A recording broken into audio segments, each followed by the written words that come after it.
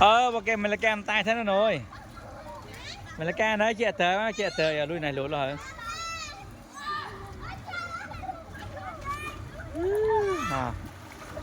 mình là ca lỗ mới hả này rồi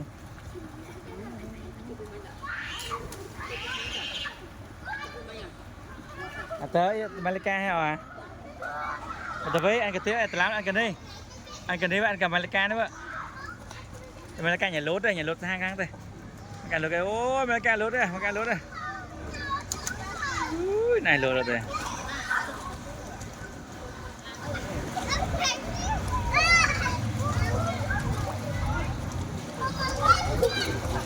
lốt đây ôi lốt gì luôn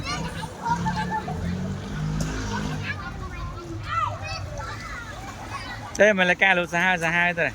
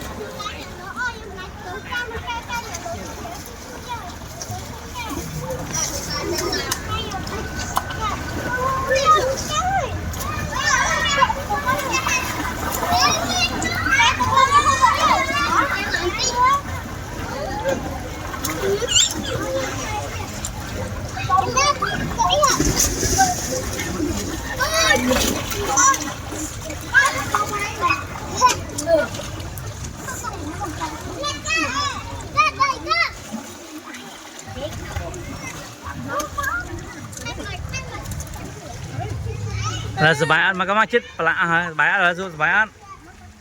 hả mẹ em sebay cái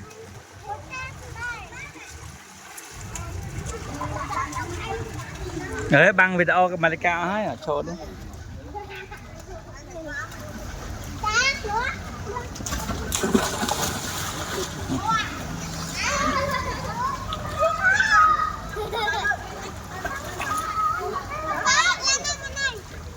apa kah apa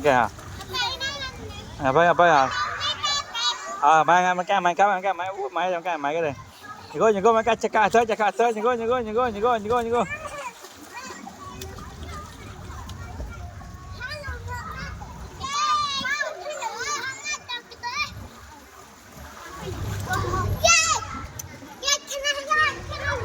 trên này hơi